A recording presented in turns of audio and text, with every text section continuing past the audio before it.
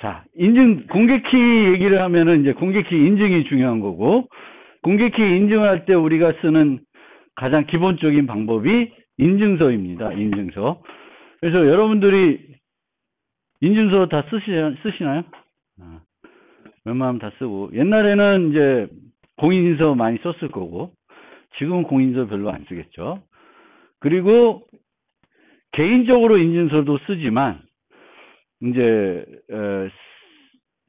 브라우저 같은 거 맨날 쓸 테고, 그러면 브라우저에서도 맨날 여러분들이 다른 사이트 접속할 때 그 사이트의 인증서를 여러분들은 모르겠지만 받아가지고 여러분 브라우저들이 확인하고 있습니다. 그래서 인증서가 이제 우리가 주로 쓰는 인증서는 나를 증명하는 인증서, 그 다음에 사이트를 증명하는 TLS에서 쓰는 인증서, 이 두 개를 흔하게 우리가 볼 수 있습니다. 그래서 인증서는 어떻게 생겼고 어떻게 동작 원리가 뭐냐면은 이런 문서를 만들어요. 그냥 일반 문서예요. 텍스트 파일 형태인데 어떤 특정한 형태를 갖고 있는데 여기에 뭐 여러 가지 정보들이 들어가는데 중요한 정보는 요거로 보시면 돼요.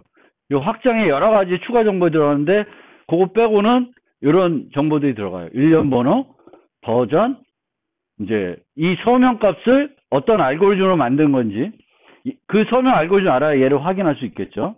알고리즘 들어가고, 누가 발급한 건지, 뭐 카카오가 발급한 건지, 누가 발급한 건지, 유효 기간이 있습니다. 신용카드처럼 유효 기간이 있고, 그 다음에 여기에 이제 김상진이 들어가는 거죠. 주체. 김상진 거면 김상진 이름이 들어가는 거였고, TLS 같은 경우에는 구글 서버다. 그럼 구글 이름이 들어가게 되겠죠. 그 다음에는 공개키 값이 들어가요. 여기에. 공개키 값. 그리고 이 전체 값을 이 확장에 있는 추가 정보까지 해가지고 전자 서명을 합니다. 그래서 이 서명 값을 여기다가 포함해서 이 전체가 이제 인증서가 되는 거예요. 그래서 인증서는 비밀로 요구되는 건 아닌데 아무나 만들 수 없어야 돼요. 그래서 그거를 만들 때에 인증기관들이 만들게 되는데 인증기관들이 전자서명에서 만들게 돼요. 근데 전자서명은 이 메시지를 개인키로 암호한다고 생각하시면 되는데 개인키로 암호하는 건 비용이 많이 들어가는 거죠. 크기도 커질 수 있고 그래서 이제 뒤에 배우겠지만 해시 함수를 써서 얘를 대신할 수 있는 값을 작은 값을 만들고 160비트 정도, 뭐 256비트 정도의 값을 만들어서 요 값에 서명합니다. 요 해시 함수와 전자 서명의 역할들은 뒤에 가서 다시 설명드리고 어쨌든 이런 정보들을 인증기관이 전자 서명해서 만들어주는 것이고 그러면은 이 CA의 서명키가 없으면은 만들 수 없다. 수정할 수 없다라는 거고 얘 서명을 확인하려면 뭐가 필요한 거예요? CA의 공개키가 필요한 겁니다. 확인키. 서명키, 확인키는 개인키, 공개키의 다른 말이에요. 그래서 서명키는 개인키가 될 거고 확인키는 이제 공개키가 됩니다. 그래서 이 인증서라는 게 있고 이 인증서를 써야 된다 이렇게 써야 된다고 제안한 사람이 콘펠더라는 사람이에요. 근데 이것도 재미난 건 이 사람이 그 당시에 석사 학생이에요. 학생이었어요. 그 AES도 석사 학생들이 만든 거예요.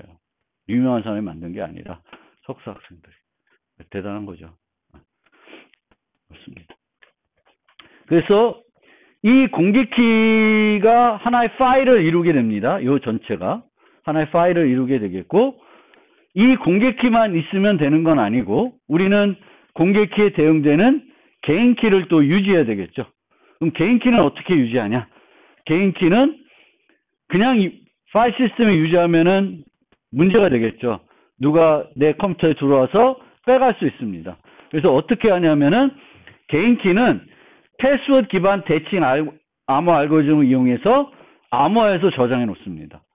그러니까 패스워드 기반 대칭 암호 알고리즘이라는 건 뭐냐면은 여러분들이 인증서를 사용할 때 패스워드를 보통 치잖아요. 그러면 이 패스워드를 왜 치냐? 개인 키를 얻어내려고 치는 거예요. 그러면 패스워드 입력하면 이 패스워드로부터 대칭 키를 만들어요. 그 다음에 그 대칭 키로 이 개인 키를 AES로 암호에서 저장해 놓는 거예요. 그러면 이제 예전 같으면 USB나 하드디스크에 인증서를 보관한다고 하는데, 그럼 뭘 보관하냐면 인증서와 개인키 암호 파일을, 두 파일을 보관하고 있는 거예요. 그러면 공격자가 내 컴퓨터에 들어와서 공격키를, 인증서를 가져간다고 하는 건 이거 자체를 가져가는 건 아무 문제가 없어요. 왜? 이 자체는 원래 공개되는 거고 누구한테나 마구 주는 거니까 문제가 안 돼요. 그러면 이 공격자가 들어와서 가져간다는 건 인증서가 아니라 실제는 뭐냐면은 요거죠. 개인키로 패스워드로 암호화된 개인키 파일이에요. 그러면 패스워드로 암호화되어 있으니까 안전할까? 약한 패스워드를 치면 금방 그런 공격자들이 풀어낼 수 있습니다. 근데 여러분들이 좀 더 안전한 패스워드를 쓰면 그거를 찾기가 어렵죠. 그래서 옛날 공인인증서 쓸 때는 패스워드가 상당히 중요한 거예요. 거기 패스워드는. 그냥 일반 사이트 패스워드보다는 더 안전한 패스워드를 이용해서 암호화를 해야 됩니다.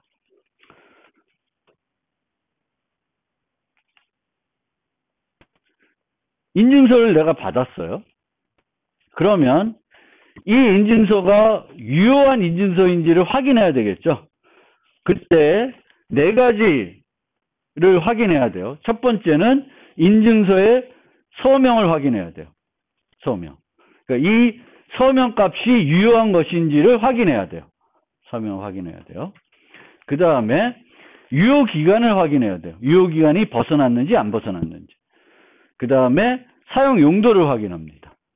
사용 용도는 여러 가지로 쓸 수 있는데, 예전 공인인증서 썼을 당시에는 범용이 있고 전용이 있었어요. 얼마 안 됐는데 저는 맨날 한 5,000원 내고 범용을 썼었어요. 범용을 쓰면은, 전용은 은행 전용 인증서다. 그러면 그거는 어디서만 쓸 수 있어요? 은행에서만 쓸 수 있었어요. 그리고 그런 인증서는 공짜로 발급해 줬어요. 근데 범용 인증서를 발급받으면은 그 인증서는 은행에서 쓸 수도 있고, 옛날에 문제가 됐던 30만 원 이상 뭔가 쇼핑할 때도 인증서로 서명을 해야 되는데 그때도 쓸 수 있었어요.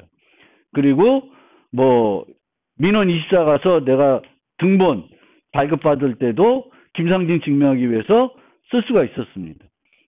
은행 전용이면 못 썼어요. 그래서 그런 용도를 확인하는 거예요.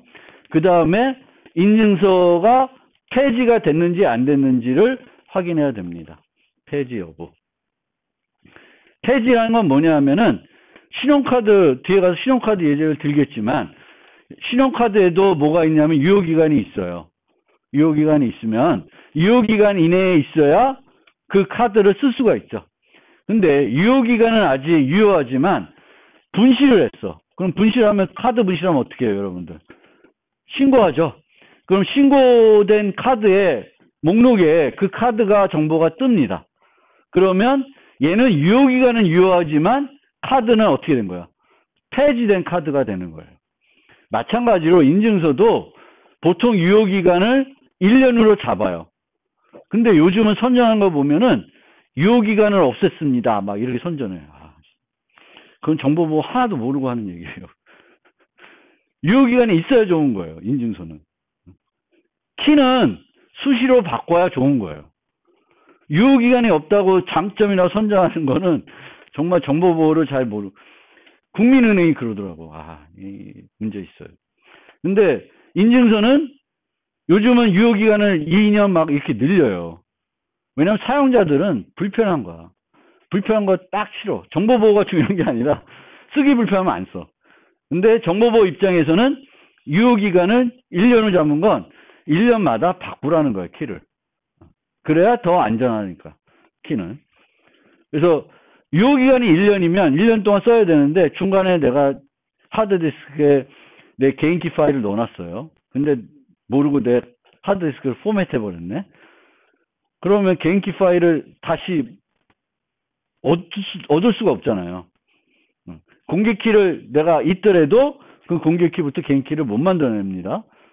그래서 못해. 그럼 어떻게 돼? 재발급 받겠죠.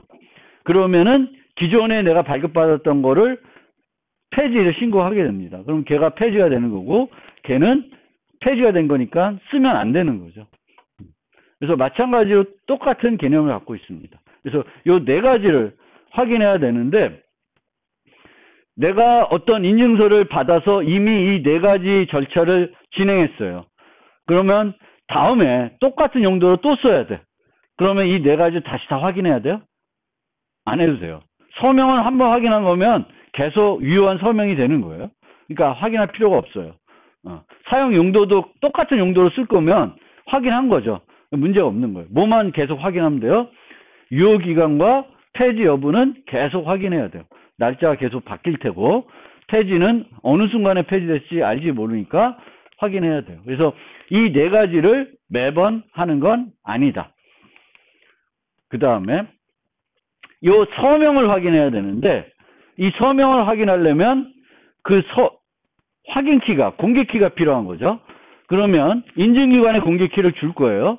그럼 인증기관에 공개키는 그냥 공개키를 줄까? 뭘 줘요? 계속 또 인증서를 주는 거예요. 그러면 이 신뢰기관의 인증서는 유효한 건지 이 네 가지 절차를 또 해야 되는 거잖아. 그러면 그 인증기관을 인증한 기관이 있을 거고, 그럼 어디까지 올라갈까? 계속 꼭대기까지 있을 거예요. 근데 꼭대기에는 누가 해? 할 사람이 없지. 그래서 꼭대기는 자기 자신이 서명을 해요. 자체 서명 인증서라 그래요. 그럼 여러분들 말 안 되는 것 같잖아요. 자체 서명 인증서. 자체 서명 인증서는 나도 만들 수 있죠. 기술 다 갖고 있고, 똑같은 기술을 만들어서 자체 서명 인증서로 만든 다음에 이 자체 서명 인증서가 우리나라 최고층 최상위 인증기관의 인증서다라고 주장을 합니다. 그럼 그 주장을 믿을까 사람들이? 다른 방법이 또 필요한 거예요. 자체 서명 인증서니까. 근데 이 올라가다가 이게 계층구조 신뢰 모델이라고 하는데, 상위 기관이 있고 그 상위에 또 상위 기관이 있고, 근데 이렇게 상위 기관 상위 기관이 있으려면은 계속 올라갈 수는 없잖아요. 그럼 어느 꼭대기까지 가면은 더 이상 위에 기관이 있을 수가 없어요. 그럼 이 기관은 자기 자신이 서명을 해버려요. 근데 자기 자신이 서명한다는 건 대단히 우리가 상식적으로 생각할 때는 이상할 것 같은데, 그 별도의 또 다른 보안 장치가 거기선 필요한 겁니다. 별도 보안 장치가. 근데 나는 뭔가는 불안해. 그 자체가. 그게 뭔가 깔끔한 어떤 방법이 있으면 좋겠는데, 뭐 깔끔한 방법이 있으면 벌써 나왔겠지만 그렇다는 거예요. 그래서 그게 이제 계층 구조 신뢰 모델이라 그래요. 그래서 우리나라 공인인증서는 그 계층 구조 신뢰 모델을 썼어요. 예전 공인인증서는. 근데 지금은 어떤 형태로 쓰이는지 자세히 모르겠습니다. 근데 그건 뒤에 가서 또 설명해 드리겠고.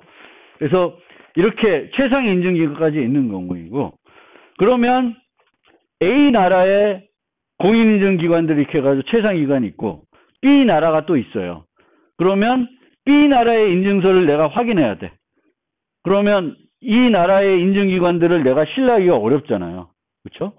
그러면 어떻게 되냐면 최상위 인증기관 아니면 그 밑에 있는 인증기관들이 서로 인증을 해줘요. 그러면 이런 인증서를 우리가 상호 인증서라고 그래요. 상호 인증. 그러니까 내가 A 사람을 인증해주고 A가 B를 인증해주는 거예요. 그러면 나는 홍길동을 믿으면 홍길동이 그 인증한 인증서들을 또 믿는 거예요. 그래서 신뢰를 확대해 나가는 거예요. 확대해 나가는. 그런 모델이 있어요, 또. 그걸 상호 인증 형태로 간다고 하는데, 신뢰 계층 구조 모델에서도 상호 인증을 활용하지만, 그냥 그렇게 하지 않고 이렇게 늘려갈 수 있고, 웹에서는 어떻게 할까?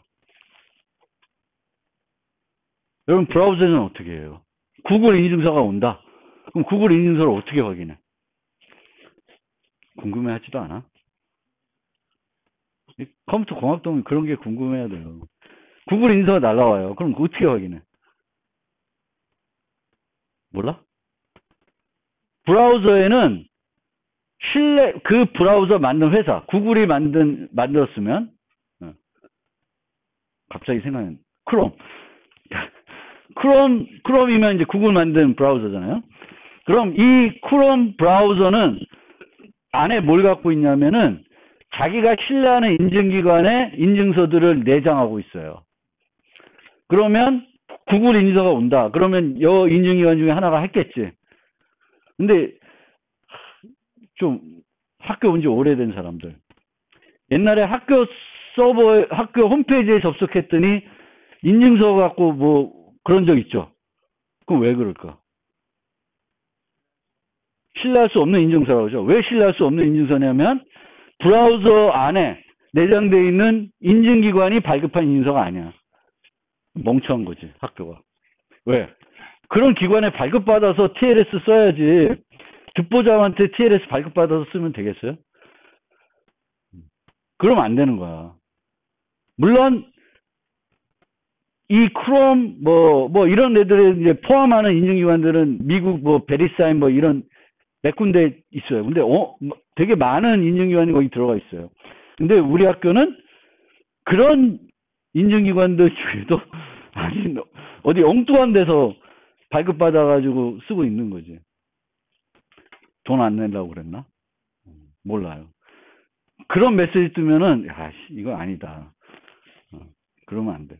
그래서 신뢰할 수 있는, 그러니까 그런 모델은 이런 계층구조 모델이 아닌 거죠. 그냥 이 인증기관은 브라우저가 신뢰하면 신뢰하는 거야. 근데 그 모델이 그렇게 크게 문제가 되고 있지는 않아요. 근데 그 모델을 쓰고 있는 거예요. 그러니까 여러 가지 신뢰 관계를 확대하는 모델들이 있는 거예요. 누군가는 신뢰를 해야 이게 확인이 되는 거죠. 이 인증서는 누군가가 발급했을 거고, 얘를 확인하려면 그 인증기관을 또 확인해야 되고, 얘를 확인하면 또 그 상위가 있어야 되는데 없어. 이제 보통은. 그러면 얘는 뭐야? 자체 인증서 쓸 거고, 얘는 자체 인증서를 어떻게 신뢰를 해? 브라우저가 신뢰하는 거죠. 브라우저가 베리사인하고 계약 맺어가지고 넣어주고 있는 거잖아요. 최신 걸로 다 넣어주겠죠, 항상. 그래서 넣어주고 있으니까 그런 데서 발급한 거는 안전하겠다라고 하는 거예요. 저도 저지 사이트를 사용하는데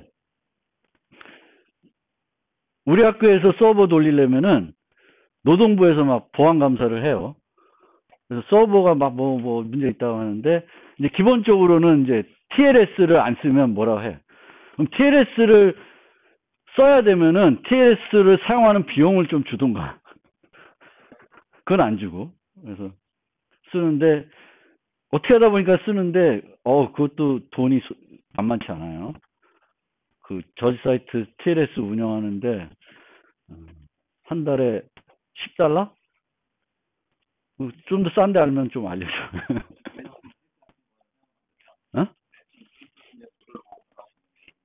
어? 되겠지. 근데 이제 문제는 서버를 세팅하고 정기적으로 갱신을 해줘야 되거든. 근데 서버를 세팅하고 갱신하는 걸 내가 잘 못하니까 여러분 선배한테 부탁을 하는데 그 선배를 귀찮게 하면 힘들잖아. 근데 그 사람한테 편하게 한 게 뭔지 이제 한 거지. 나도 어쩔 수 없이. 그러니까 내가 좀 알아보고 내가 해야 되는데 그게 또 나 잘 안 되니까. 어쨌든 그래요. 그래서 뭐 조만간 어떻게 그것도 또 비용 좀 절약해야 되는데 그 무료 되는 것들은 아마 3개월마다 또 재발급하고 또 재설치해야 돼. 그거를 이제 그러니까 그런 것들 하려면 이제 똑똑하고 이제 서버 잘 써야 되는데 내가 그렇게 안 되다 보니까 이제 그거 쓰고 있는데 비용이 만만치 않아요. 하여튼 그래요. 그건 나중에 얘기하고 그렇습니다. 그래서 이게 구공인인증서 모델이에요. 우리나라에 썼던 모델. 우리나라에서. 근데 이 모델이 잘못된 모델이 아니에요. 나는 이게 좋은 모델이라고 봐. 좋은 모델. 근데 막 인증서가 문제가 돼가지고 이제 사전 인증서까지 왔죠. 근데 저는 이 모델이 잘못된 모델이라고 보진 않아요. 그래서 우리나라에서의 어떤 신뢰라는 개념은 그 일반 기업을 신뢰한다기보다는 그래도 정부를 신뢰하는 게 조금 더 신뢰가 간다. 우리 동양 정서는 그래요. 그렇죠? 일반 기업은 이제 이윤 추구가 목적인 거고 좀 신뢰하기가 어렵잖아요. 근데 미국은 그런 건 없어요. 서양과 나라는 그냥 원래 신뢰 사회니까 신뢰하고 이렇게 가는데 동양에서는 사기업을 신뢰하기보다는 이제 공기업을 신뢰하는 거고 이 모델은 나라에서 다 관리하는 거예요. 그래서 인증기관들을 나라에서 지정해주고 이 기관들은 법인이어야 돼. 사기업인데 이윤을 추구하는 사기업은 안 돼. 그래서 이렇게 이제 간 거예요. 근데 얘네들이 이 모델이 잘못된 게 아니라 공인인증서를 사용하게끔 하는 방법에 있어서 잘못된 거고 또 옛날에 공인인증서 쓸 때 뭐가 많이 필요했냐면 액티브엑스가 필요했어요. 그 액티브엑스 쓰는 게 그렇죠. 그렇죠? 뭐 하려 그러면 설치해야 되고 막 5-6번 설치하고도 안 되고 막 컴퓨터 제키고 막 그게 문제인 거지 이 모델이 문제가 아니라는 거예요. 그거를 카카오나 네이버한테 발급하게끔 해서 해결할 문제가 아닌데 그렇게 된 거지 뭐 지금은 이제. 그래서 옛날에는 이렇게 최상의 인증기관들이 있고 민간 영역과 정부 영역으로 나눴고 민간 영역도 몇 군데로 나눴어요. 그래서 보통 여러분들이 많이 발급받은 게가 금융결제원으로부터 인증서를 발급받았을 거예요. 뭐 주식하시는 분은 코스콤에서 발급받은 경우도 있을 거고 이런 데는 별로 많이 안 쓰는데 어쨌든 이렇게 썼었어요. 이게 이제 지금은 공동 인증서라고 그래요. 이제 공인 인증서라는 용어 쓰면 안 된다. 근데 뭐 정부에서 공인한 건 공인인증서고 사설 인증서고 공인이라는 용어를 꼭 쓴다고 뭐 우월적인 지위를 갖나? 아닐 것 같은데. 그런데 하여튼 공인이라는 용어를 못 쓰게 만들어가지고 이제 공동 인증서라고 부르죠. 근데 저도 계속 공동 인증서 쓰다가 어느 순간 저도 귀찮으니까 카톡으로 다 하고 있네. 그래요. 그렇습니다. 어쩔 수 없는 것 같아. 귀찮으니까. 그래서 이런 모델을 쓰고 있고, 이제 인증서 폐지와 관련해서 좀 또 살펴드리면, 이 폐지 개념은 신용카드 폐지 개념하고 같은 개념이라 보시면 돼요. 신용카드들도 유효기간이 있지만, 그 유효기간 내 동안 계속 쓰는 건 아니고, 중간에 얼마든지 해지할 수도 있고, 분실해서 신규 발급받을 수 있어요.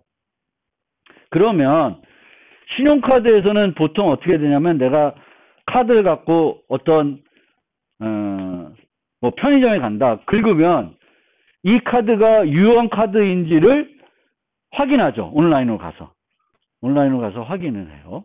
근데 인증서에서는 어떻게 하냐면 내가 확인을 어떻게 하냐면은 기본적으로는 인증기관에 가가지고 인증서 폐지 목록을 다운받습니다. 최신 폐지 목록을 다운받아요. 그래서 이 폐지 목록에 내가 지금 확인하려는 인증서가 있는지 확인하게 됩니다. 있으면 폐지된 거니까 쓰면 안 되는 거고 여기 없으면은 좋은 인증서로 판단해서 쓰시면 되는 거예요. 그래서 인증서 폐지 목록이라는 거를 다운받아서 확인했다. 근데 여러분들 생각하기에 인증서 폐지 목록이라는 게 내가 다운받아서 저걸 확인하고 있다는 게 되게 구시대적 방법처럼 보이잖아요. 그렇죠? 근데 이 인증서 개념에서는 이게 기본이에요. 근데 당연히 여러분 생각하겠지만 이게 불편하겠지. 여러분이 컴퓨터에서 이 페이지 목록을 다운받아서 확인해야 되면 번거롭잖아. 그래서 요즘은 OCSP 같은 걸 많이 써요. 그래서 OCSP는 뭐냐면은 서버에 문의해봐요. 요 인증서 폐지된 거야 아닌 거예요? 물어보면은 걔가 yes or no 대답을 해줍니다. 그러니까 내가 인증서 폐지 목록을 다운받아서 확인하는 것이 아니라 대신 해준 서버가 있는 거죠. 나는 온라인으로 문의만 하면 되게끔 이제 바뀌어져 있고요. 이걸 하다가 지금은 OCSP 스테이플링이라는 걸 해요. 스테이플링이라는 건 요 호치키에서 찍는 거예요. 그래서 뭐냐면은 인증서를 보낼 때 얘가 유효한 인증서라는 거를 보내는 측이 OCSP를 받아가지고 같이 묻혀서 주는 거예요. 그러면 나는 받아가지고 OCSP로 문의해 보는 게 아니라 그 문의 결과가 같이 첨부되어 있으니까 그 첨부되어 있는 것만 확인해 보면 돼요. 그거를 OCSP 스테이플링 방식이라고 그래요. 그래서 요즘은 주로 이 방법을 써요. 그런데 본질적으로는 어쨌든 서버에는 여전히 인증서 폐지 목록을 유지하고 있습니다. 이 인증서 폐지 목록에는 어떤 인증서가 통째로 들어갈 필요는 없죠. 뭐만 들어가면 돼요. 어떤 인증서가 폐지됐는지만 알면 되죠. 그럼 뭐가 들어가면 되냐면은 일련 번호만 들어가면 돼요. 일련 번호. 인증서에 앞에 보면 일련 번호 있었죠. 모든 인증서는 다른 일련 번호를 가져요. 그래서 일련 번호만 들어가면 되겠고, 보통은 일련 번호 플러스 뭐가 들어가냐면 폐지 사유 같은 거, 폐지된 이유 뭐 이런 거 필요해서 이렇게 넣어서 씁니다. 그러면 이 인증서 폐지 목록은 무한정 커질까요? 무한정 커질까요? 아니죠. 그래서 우리가 항상 자료를 뭔가 관리한다 그러면 그 자료에 에이징 테크닉이 뭔지를 여러분들이 잘 파악하셔야 돼요. 데이터 에이징이라는 건 어떤 자료를 관리하면 그 자료에서 영구적으로 보관하는 게 아니라 일정 시점이 되면은 필요 없는 것들은 내보내야 돼. 그 자료에서. 그렇지 않으면 내가 유지한 자료가 어떻게 돼요? 무한정 커지죠. 그래서 무한정 안 커지게 보통은 관리가 돼야 공간을 효과적으로 관리할 수 있는 거죠. 그럼 인증서 폐지 목록은 왜 무한정 안 커져가냐? 여기에는 뭐만 들어가면 되냐면은 유효기간이 남아있는 애들만 있으면 돼요. 유효기간이 있는. 그러니까 유효기간이 벗어나면은 얘는 여기 없어도 돼. 왜? 어차피 유효하지 않은 애가 돼요. 그러니까 이 인증서 폐지 목록은 무한정 커져가는 게 아니라 저절로 에이징이 됩니다. 그러면 신규 주기적으로 인증서 폐지 목록을 만들겠죠. 서버가 만드는데 이 서버는 새롭게 폐지된 애는 추가하고 유효기간이 초과된 애들, 넘은 애들은 빼내겠죠. 그러면 계속 일정한 개수의 인증서들만 조금 뭐 플러스 마이너스 왔다 갔다 하겠지만 폐지된 거를 뭐 10년 전에 폐지된 것도 계속 유지해야 된다 그러면 어마어마하게 커지겠죠.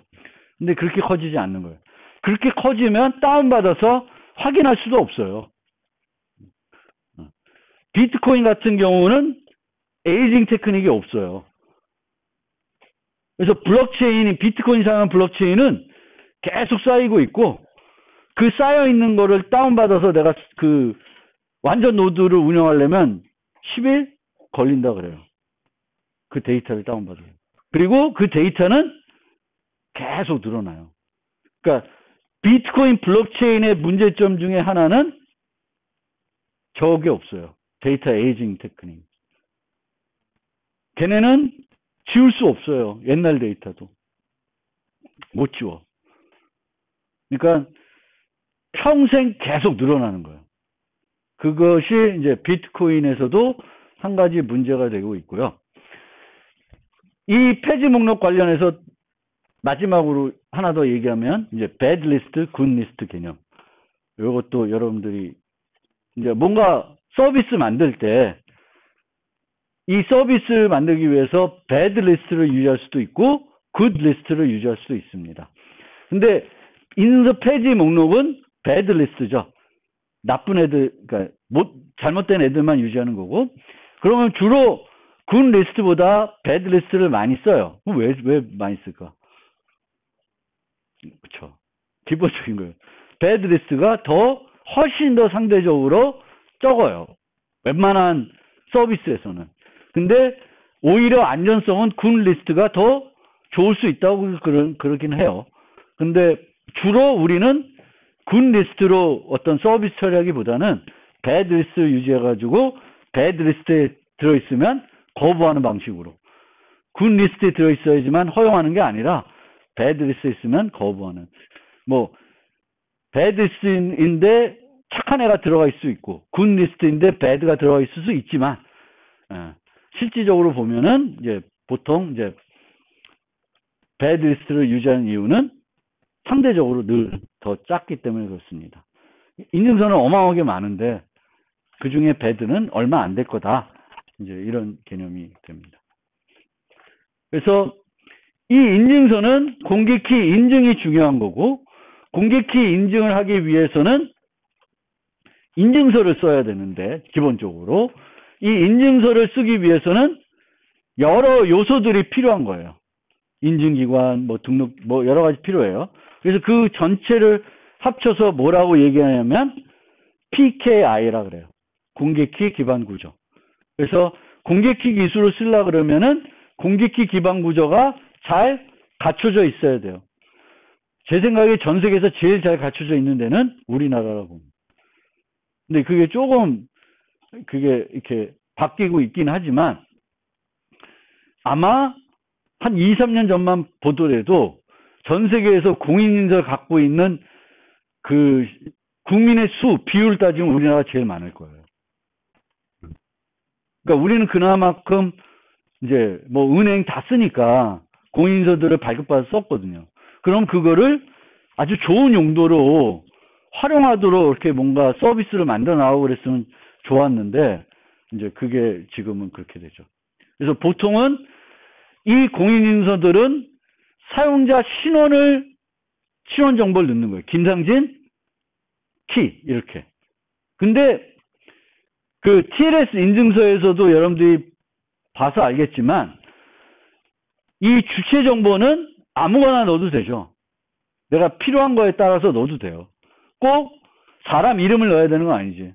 회사 이름을 넣을 수도 있는 거고. 그럼 이게 구글 회사의 인증서다. 이렇게 됐어요. 여러 가지 용도로 쓸 수 있어요. 교수 인증서. 이렇게. 여러 가지. 그러면 이건 교수 인증서로 발급받으면 교수가 서명한 거지만 우리 학교 교수 중에 누가 있는지는 모르는 거죠.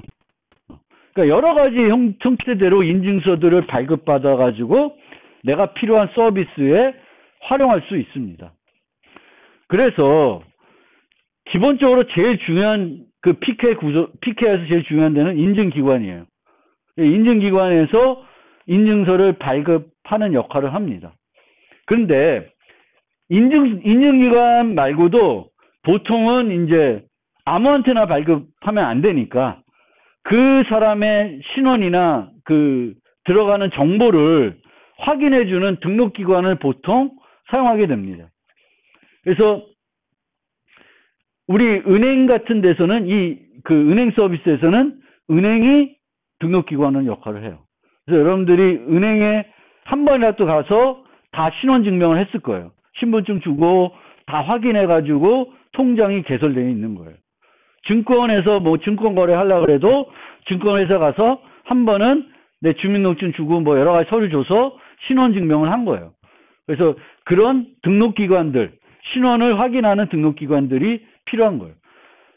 발급받고. 그럼 이제 써도 되는데 인증기관하고 검증기관은 같은 애일 수 있어요. 그러니까 이 검증기관이 그 OCSP 같은 거 해주는 데예요. 그 다음에 공개 디렉토리라는 개념이 있는데 얘를 우리는 활용 안 했죠. 우리나라 그 인증기관 만들 때 전화번호부 같은 거예요. 그래서 공개키를 발급하면은 이 전화번호부에 다 공개해 버리는 거예요. 그러면 김상진의 공개키가 필요하다. 그러면 저한테 물어보는 게 아니라 여기 가면 얻을 수 있는 거예요. 그럼 여기 가서 얻어서 그 공개키 인증서로 메시지를 암호화해서 메일을 주면 제가 풀어볼 수 있는 거죠. 그런 서비스가 실제 피케아에서 그리던 그림인데 얘는 거의 안 써요. 얘를 안 쓰고 이제 인증기관, 등록기관 이런 역할들을 하고 있습니다. 그래서 보통은 내 인증서는 나만 갖고 있고 내 인증서가 필요할 때 내가 주죠. 내가 은행과 거래를 할 때 내가 매번 내 인증서를 은행에 보내요. 은행에 보내서 확인하게끔 하고 내가 계좌 이체한다. 그러면 전자 서명해서 보냅니다. 그러면 내가 보낸 인증서로 그 전자 서명 값을 확인해 가지고 아 얘가 1,000원을 이체하고 싶구나라는 거를 확인한 다음에 이체시켜 주는 거예요. 그래서 그런 방식으로 동작하고 있습니다.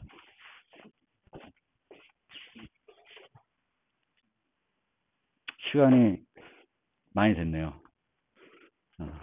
그래서 이 부분은 또 다음 주에 가서 해야 되겠네. 그래서